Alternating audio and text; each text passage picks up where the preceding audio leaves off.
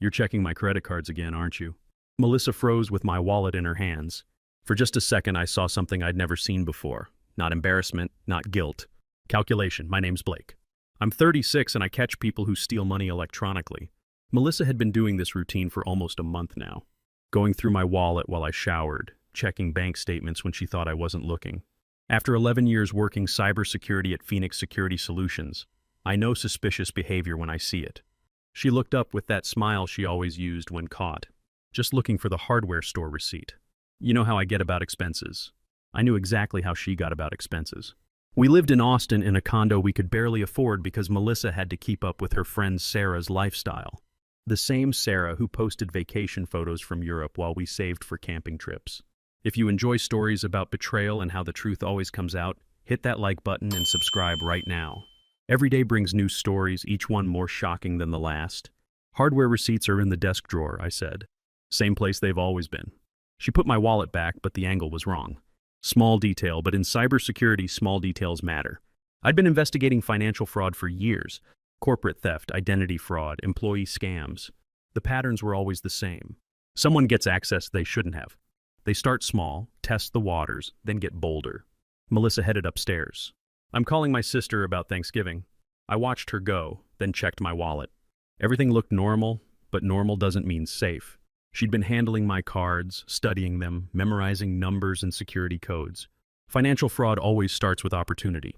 Someone leaves their information exposed or trusts the wrong person. I'd seen marriages destroyed by this more times than I could count. I went to my office and opened the fraud monitoring software I used for client demos. If someone was planning to access my accounts without permission, they were about to learn a hard lesson. That evening, I set up something special. A bait card connected to an account with exactly $60,000. The same monitoring systems I used to catch corporate thieves would track every transaction. GPS locations, merchant details, timestamps, everything needed to build a solid case.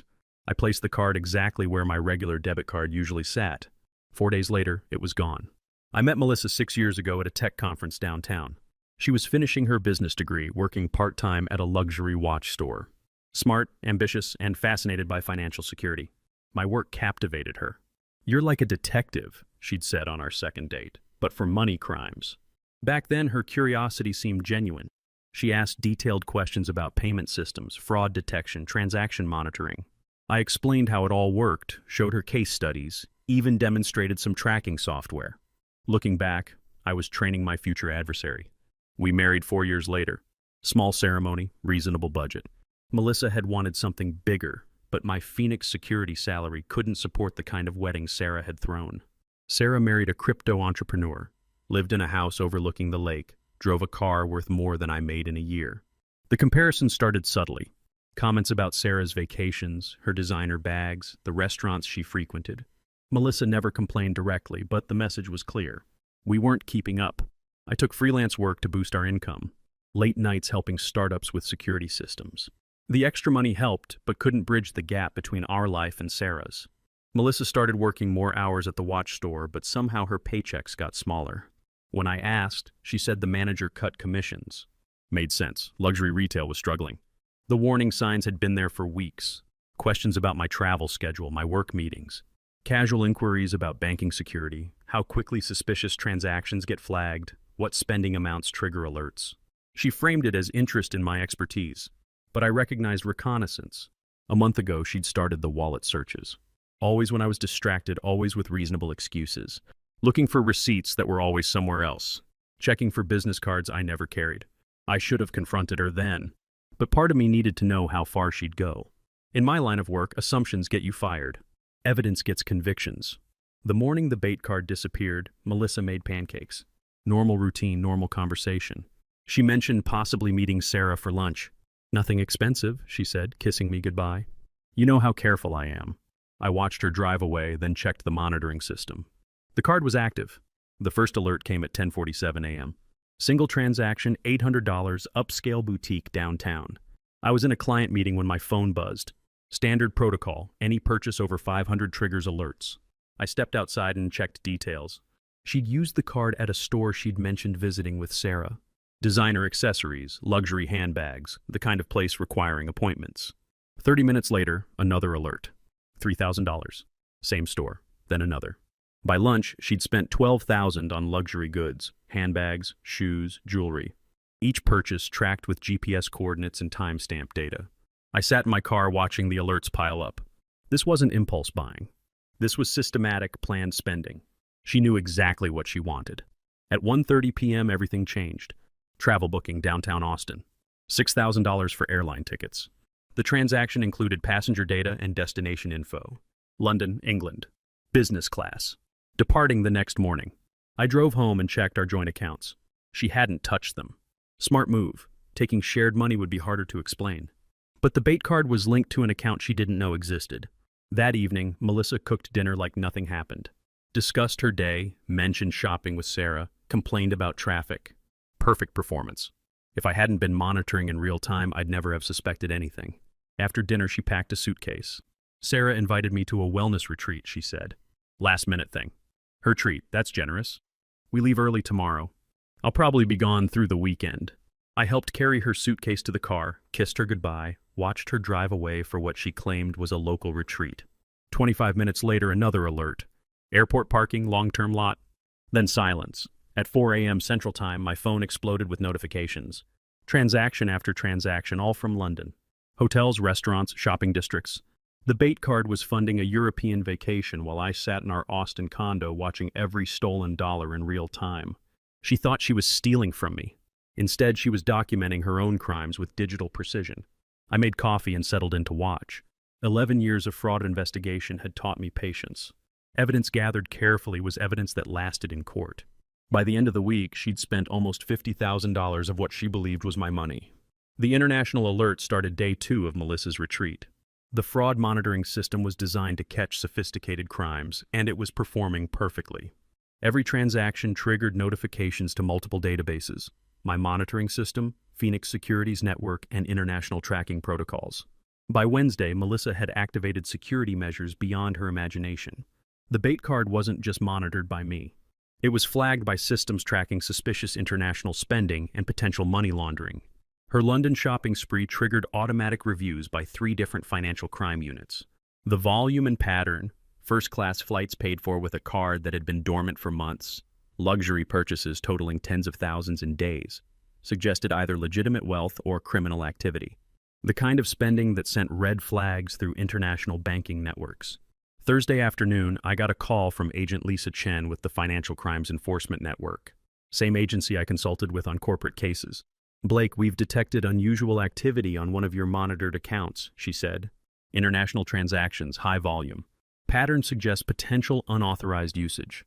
"I'm aware," I told her. "It's part of a personal investigation." "Personal investigation?"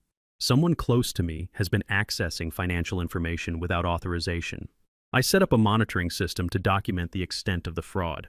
There was a long pause. "Blake, are you telling me you're running a sting operation on someone in your own household?" "I'm documenting unauthorized access to financial accounts. The subject believes they're accessing funds without detection." "They're wrong." Agent Chen was quiet for a moment. "How much money are we talking about?" "Approximately $47,000 so far.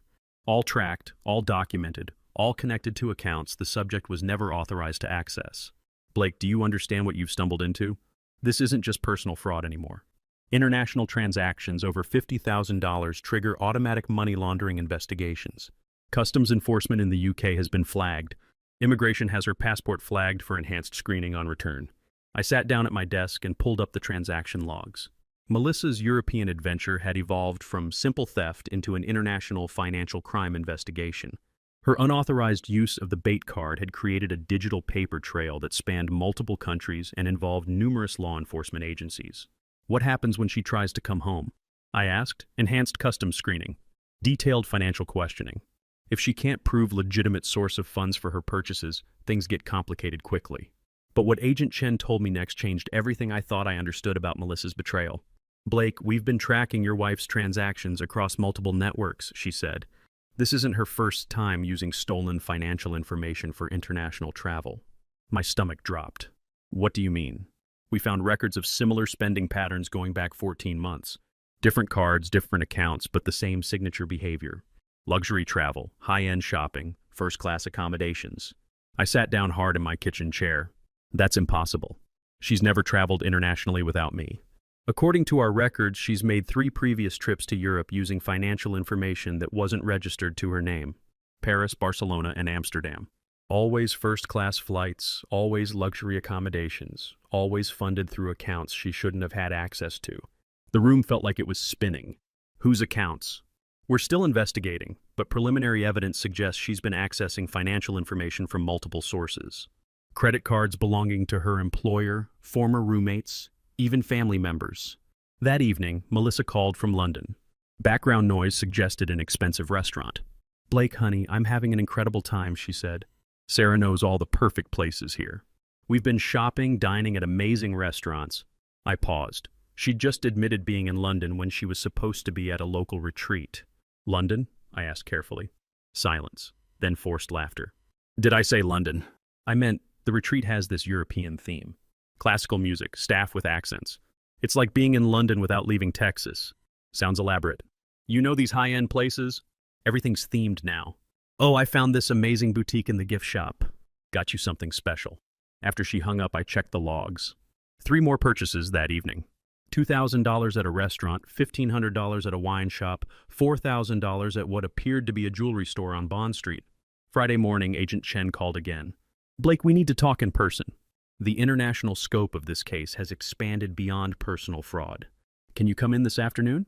I drove to the federal building in downtown Austin and met Agent Chen in a conference room filled with documents, transaction printouts, and computer monitors displaying financial tracking data. "Your wife's spending pattern has triggered investigations in 3 countries, she said. The UK, France, and the United States. The volume of transactions, the luxury focus, the sudden international travel, it all suggests potential money laundering or organized financial crime. It's not organized crime. It's personal betrayal. I understand that. But the evidence doesn't care about motivation. What matters is the pattern of behavior and the paper trail she's created." "Blake, is everything okay?" she asked. "I need to ask about Melissa's trips. The retreats, the shopping excursions. How many have you actually been on together?" Long pause. "Blake, I haven't been on a trip with Melissa in over a year. We had coffee last month, that's it." "Why?" The pieces fell into place. Melissa had been using Sarah as cover. Every retreat with Sarah had been a solo crime spree funded by stolen money. Agent Chen called back that afternoon with more details. "We've identified at least 6 different accounts she's accessed without authorization," she said. Her employer's corporate credit card, her sister's personal accounts, credit cards belonging to former co-workers. The pattern suggests she's been systematically gathering financial information and using it to fund a luxury lifestyle. How did she get access to all these accounts?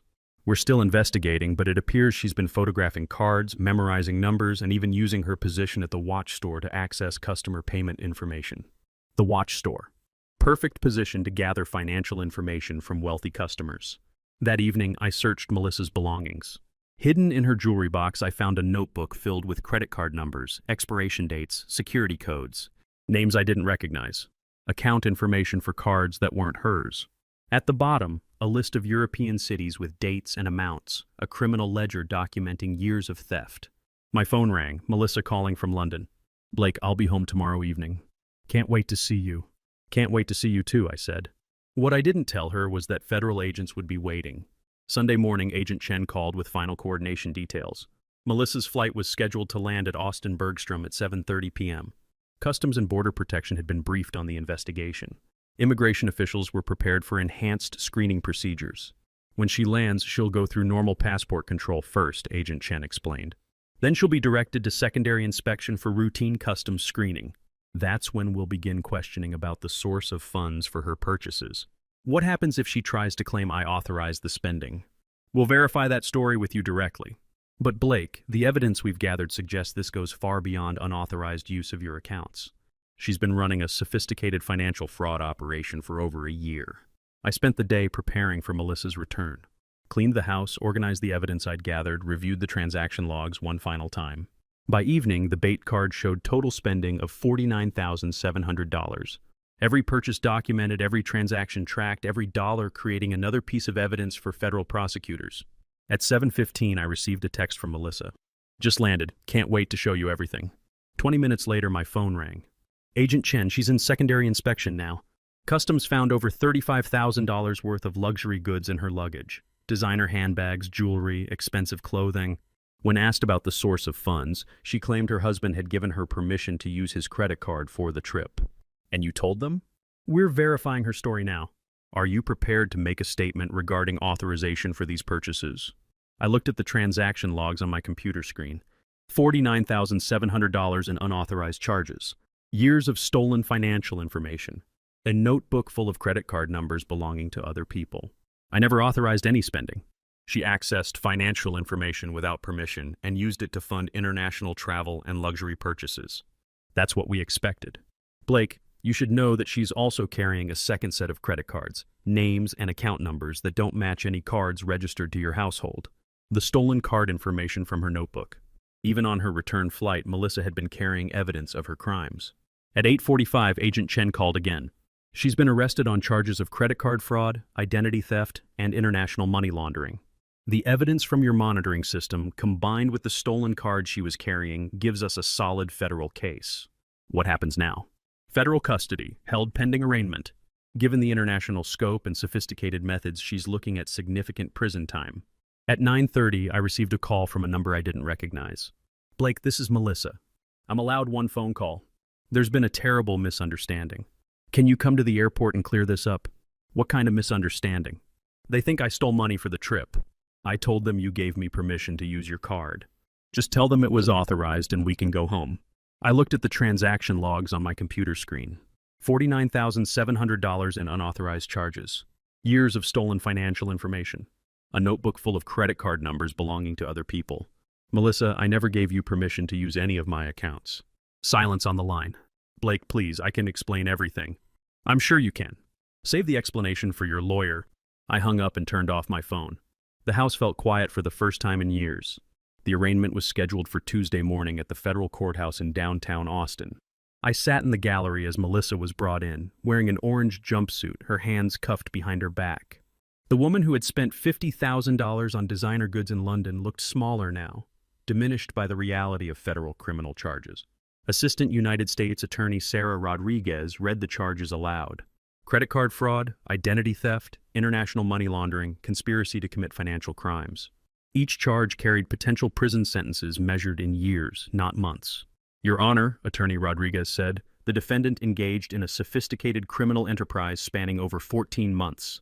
She systematically accessed financial information belonging to multiple victims, used that information to fund luxury international travel, and attempted to conceal her crimes through elaborate deception.